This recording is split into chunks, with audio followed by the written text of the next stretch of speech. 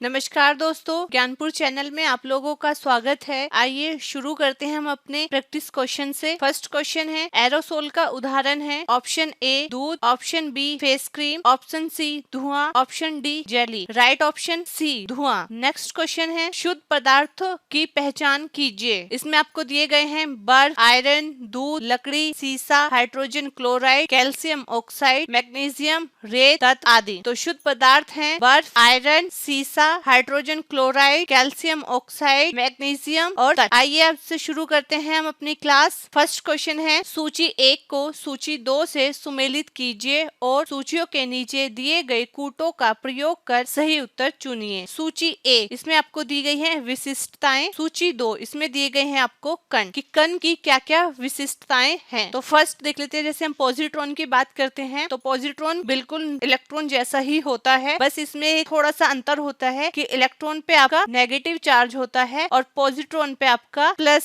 धनात्मक चिन्ह होता है। नहीं तो आपका जो द्रव्यमान होता है बिल्कुल इलेक्ट्रॉन के बराबर ही होता है। ठीक है, तो इसका जो ऑप्शन होगा वो क्या होगा, आंशिक आवेश। आपका ऑप्शन बी सही होगा। अब हम न्यूट्रॉन की बात करते हैं तो न्यूट्रॉनों में क्या होता है कि ना तो ही इसमें द्रव्यमान, न्यूट्रॉन में ना तो द्रव्यमान होता है और ना ही इस पे कोई आवेश होता है। तो ए चार्ज मिल जाएगा 2 से और सी मिल जाएगा 1 से। ठीक है, तो आइए एक बार ऑप्शन देख लेते हैं। जैसे इसमें दिया गया है कि ए 2 है तो ए का 2 हमारा मिल गया न्यूट्रिनो। अब अगर देखो यहाँ भी 2 है और यहाँ भी आपका 2 है तो आपका ये वाला ऑप्शन गया और ये वाला ऑप्शन गया। तो अब देखते हैं, अब हमने देखा था क्या, सी आंशिक प्रचक्रण, तो ये था सी का 1। तो सी का 1 यहाँ है लेकिन सी का 1 यहाँ तो नहीं है, सॉरी सी का 1 आपका यहाँ तो नहीं है, तो आपका ऑप्शन ए सही है। नेक्स्ट क्वेश्चन देखते हैं, अल्फा कण के 2 धन आवेश होते हैं जिसका द्रव्यमान लगभग बराबर होता है। ऑप्शन ए 2 प्रोटोनों के, ऑप्शन बी हीलियम के 1 परमाणु के नाभिक के, ऑप्शन सी 2 पॉजिट्रॉनों और 2 न्यूट्रिनो के द्रव्यमान के योग के, ऑप्शन डी 2 पॉजिट्रॉनों के क्योंकि प्रत्येक पॉजिट्रॉन में केवल 1 धनावेश होता है। तो एक बात हमेशा याद रखिएगा कि जब भी आपसे अल्फा कण की बात की जाए तो इसका मतलब होता है कि हीलियम का 1 परमाणु। Option B is right. Next, परमाणु में कक्षकों के भरने का कर्म नियंत्रित होता है। आपको बताना है कि जब कक्षकों में हम इलेक्ट्रॉन भरते हैं तो वो किस तरीके से, कौन से नियम द्वारा भरे जाते हैं। ऑप्शन ए अफबाउ सिद्धांत द्वारा, ऑप्शन बी हाइजेनबर्ग के अनिश्चितज्ञ सिद्धांत द्वारा, ऑप्शन सी हुंड के नियम द्वारा, ऑप्शन डी पाउली के अपवर्जन सिद्धांत द्वारा। तो आपको पता होना चाहिए कि कौन सा सिद्धांत क्या बात कहता है। तो आपका राइट ऑप्शन तो यहाँ ए है। आइए इसके बारे में अब देख लेते हैं। तो अफबाउ सिद्धांत क्या कहता है कि इलेक्ट्रॉन सबसे पहले निम्न ऊर्जा स्तरों में भरे जाते हैं, फिर उच्च ऊर्जा स्तरों में भरे जाते हैं। इसका भरने का एक क्रम है। इस तरीके से टेबल बनाई जाती है जिसमें सबसे पहले इलेक्ट्रॉन 1s में भरा जाएगा, फिर 2s में भरा जाएगा, फिर 3s 2p में भरा जाएगा, फिर 4s 3p में भरा जाएगा, फिर 5s 4p 3d में भरा जाएगा। इस तरीके से इसके टेबल है। अगर अब बात करें हम हाइजेनबर्ग अनिश्चितता सिद्धांत की तो इन्होंने बताया था कि किसी भी कण की स्थिति और गति कभी भी एक साथ ठीक ठीक मापी नहीं जा सकती। तो ये आपके इलेक्ट्रॉन के भरने का सिद्धांत नहीं है, इस बात का ध्यान रखिएगा। इसलिए है कि किसी भी कण की स्थिति और गति दोनों को एक साथ ठीक से नहीं मापा जा सकता। इसका आप ये जो फॉर्मूला है इसको याद रखिएगा क्योंकि कभी कभी क्वेश्चन में डायरेक्ट फॉर्मूला ही पूछ लिया जाता है कि del x into del p is greater than is equal to h upon 4 pi. Next देखते हैं, अगर हम हुंड के नियम की बात करें तो हुंड का नियम कहता है कि किसी भी इलेक्ट्रॉन को भरने से पहले, जब हम किसी भी कक्षा में इलेक्ट्रॉन को भरते हैं तो हमें एक बात ध्यान रखनी होगी कि पहले हम एकल इलेक्ट्रॉन भरेंगे फिर हम पेयर करना शुरू करेंगे। तो सपोज दैट इसमें इलेक्ट्रॉन भरने हैं तो आप कैसे करोगे कि पहले आपने यहाँ इलेक्ट्रॉन भरा, फिर इसमें 1 इलेक्ट्रॉन भरा, फिर इसमें 1 इलेक्ट्रॉन भरा। सपोज दैट आपके पास है 5 इलेक्ट्रॉन, तो 5 इलेक्ट्रॉन आपको भरने हैं। तो आपके 3 भरे गए, बचे 2। तो उसके बाद फिर हम 4th यहाँ भरेंगे और फिर 5th यहाँ भरेंगे। ठीक है, ऐसा नहीं करेंगे कि 1 यहाँ, 2 यहाँ, 3 यहाँ, 4 यहाँ और 5 यहाँ, ऐसे नहीं भरेंगे। ये आपका गलत है, ये आपका सही है। इसमें हुंड ने एक बात और कही थी कि जब हमारा जो सिंगल एकल जो परमाणु होते हैं उनकी ऊर्जा कम होती है कंपैरिजन ऑफ जिसमें हमारी पेयरिंग में इलेक्ट्रॉन रहते हैं। तो अगर हम इन दोनों की बात करें तो इसकी ऊर्जा कम होगी, अगर हम पेयरिंग की बात करें तो इसकी ऊर्जा कम होगी और इसकी ऊर्जा अधिक होगी। अब बात कर लेते हैं पाउली के अपवर्जक सिद्धांत की। तो उन्होंने क्या कहा था कि उन्होंने कहा था किसी भी दो इलेक्ट्रॉनों की चारों क्वांटम संख्या कभी भी समान नहीं हो सकती। क्यों? क्योंकि सब कुछ समान हो सकता है, n की संख्या समान हो सकती है, l की हो सकती है, m की हो सकती है, लेकिन उनका जो चक्रण होता है वो कभी भी समान नहीं होगा, क्योंकि एक प्लस में घूमेगा तो एक माइनस में घूमेगा। कभी भी चारों क्वांटम संख्याएं समान नहीं हो सकती। नेक्स्ट क्वेश्चन, रासायनिक तत्व के अणु के संदर्भ में चुंबकीय क्वांटम संख्या का संबंध है। ऑप्शन ए अभिविन्यास से, ऑप्शन बी आकृति से, ऑप्शन सी आमाप से, ऑप्शन डी चक्रण से। का राइट ऑप्शन ए है अभिविन्यास से। नेक्स्ट क्वेश्चन, समस्थानिक होते हैं एक ही तत्व के परमाणु जिनका ऑप्शन ए परमाणु भार समान होता है परंतु परमाणु क्रमांक भिन्न होता है, ऑप्शन बी परमाणु भार भिन्न होता है परंतु परमाणु क्रमांक समान होता है, ऑप्शन सी परमाणु क्रमांक और परमाणु भार समान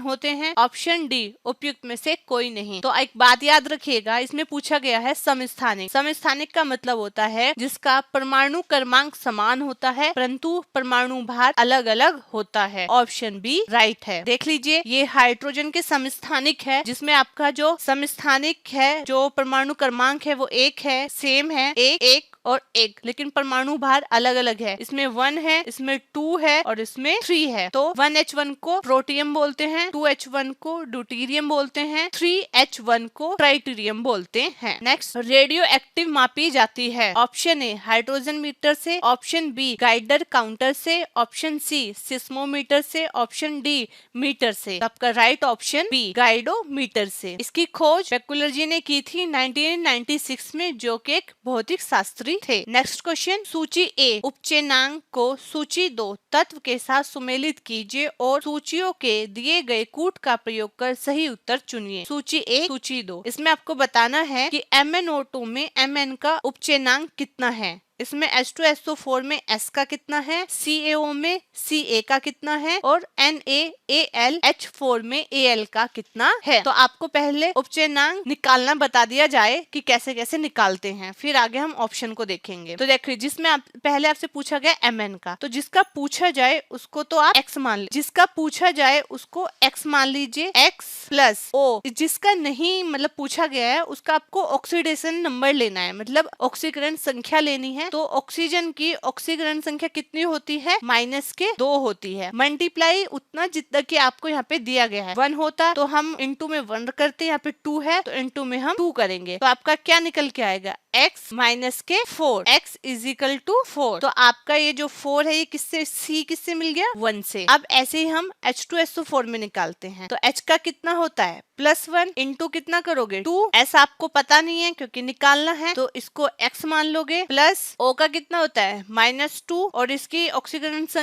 मतलब मल्टीप्लाई में कितना रखना है, 4 आपको ऑक्सीजन दिए गए हैं। तो इसका कितना हो गया, 2 प्लस x माइनस के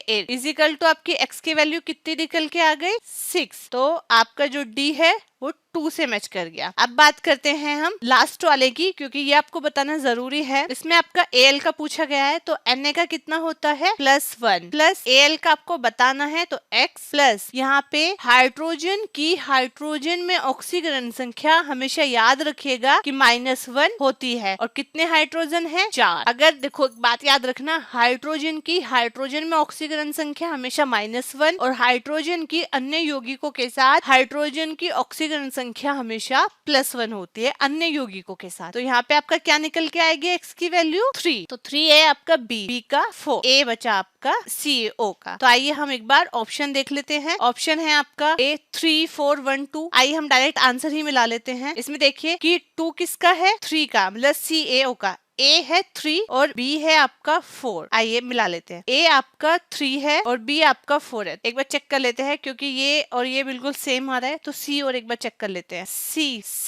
C है आपका 1 और D है आपका 2। ओके, 3 4 1 2 1 2। तो आपका ऑप्शन ए सही है। नेक्स्ट क्वेश्चन, कथन ए, रासायनिक तत्व की आवर्त सारणी में इलेक्ट्रॉनिक बंधुता किसी एक वर्ग में सदैव ऊपर से नीचे की ओर बढ़ती है। कारण आज किसी एक वर्ग में परमाणुीय त्रिज्याएं सामान्यतः ऊपर से नीचे की ओर बढ़ती है। पुट ऑप्शन ए और आर दोनों सही हैं और आर ए का सही स्पष्टीकरण है। बी, ए और आर दोनों सही हैं किंतु आर ए का सही स्पष्टीकरण नहीं है। ऑप्शन सी, ए सही है परंतु आर गलत है। ऑप्शन डी, ए गलत है परंतु आर सही है। तो आप देखिए इसमें कथन में दिया गया है कि रासायनिक तत्वों की आवर्त सारणी में इलेक्ट्रॉनिक बंधुता किसी वर्ग में ऊपर से नीचे जाने पर बढ़ती है, तो ये आपका गलत है क्योंकि बढ़ती नहीं है, घटती है। तो आपका ए गलत है, तो आपका ऑप्शन डी सही है। नेक्स्ट क्वेश्चन, रासायनिक तत्वों की आवर्त सारणी के बारे में निम्न कथनों पर विचार कीजिए। कथन एक, किसी एक आवर्तक के अनुदिश आयनन विभव धीरे धीरे कम होता है। ऑप्शन बी, तत्वों के किसी एक वर्ग में जैसे जैसे परमाणु भार बढ़ता है इलेक्ट्रॉनिक बंधुता कम होती जाती है। ऑप्शन थ्री,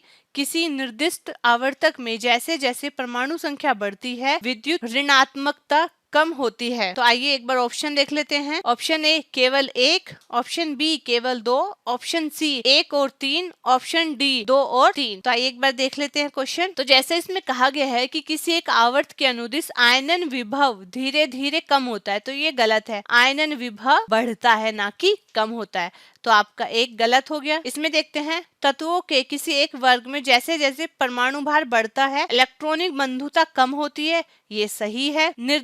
किसी निर्दिष्ट आवर्तक में जैसे जैसे परमाणु संख्या बढ़ती है विद्युत ऋणात्मकता कम होती है, तो ये भी गलत है क्योंकि अगर परमाणु संख्या बढ़ रही है तो ऋणात्मकता भी बढ़ती है, तो ये भी गलत है। तो आपका ऑप्शन हो जाएगा बी, केवल दो। नेक्स्ट क्वेश्चन, भूप्रपट्टी पर द्रव्यमान प्रतिशत के रूप में निम्नलिखित में से कौन सा एक सर्वाधिक मात्रा में पाया जाता है? तो कहाँ पूछा गया? भूप्रपट्टी पर। तो आपका ऑप्शन राइट है बी, ऑक्सीजन। नेक्स्ट, निम्नलिखित में विश्व में कौन सर्वाधिक मात्रा में पाए जाने वाला तत्व है? Option A hydrogen, option B oxygen, option C nitrogen, option D carbon. तो अगर आपसे पूछा जाए विश्व में तो आपका ऑप्शन है हाइड्रोजन। अगर पूछा जाए भूप्रपट्टी पर तो ऑप्शन होता है ऑक्सीजन, और ऑक्सीजन भी कितनी पाई जाती है? 46.8% या फिर कहीं कहीं लिखा आता है 47%। नेक्स्ट क्वेश्चन, निम्नलिखित में से कौन सा मूल तत्व है? क्या बताना है? मूल तत्व। ऑप्शन ए रेत, ऑप्शन बी हीरा, ऑप्शन सी संगमरमर, ऑप्शन डी शक्कर।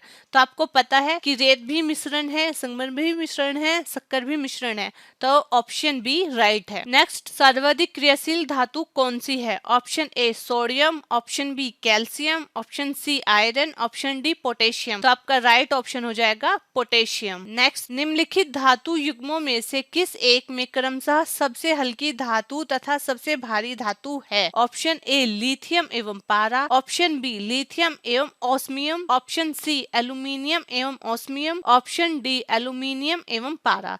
तो सबसे हल्की धातु तो आप लोगों को पता ही चल गई होगी, लिथियम। लेकिन अब बात करते हैं सबसे भारी धातु की, तो सबसे भारी धातु होती है ऑस्मियम। तो आपका राइट ऑप्शन है बी। नेक्स्ट, निम्नलिखित में से कौन कठोरतम धातु है? क्या है कठोरतम धातु? ऑप्शन ए सोना, ऑप्शन बी लोहा, option C platinum, option D tungsten. तो right option is C platinum. Next, निम्नलिखित में से कौन सा एक तत्व बहुत कठोर और बहुत तन्य है? क्या है?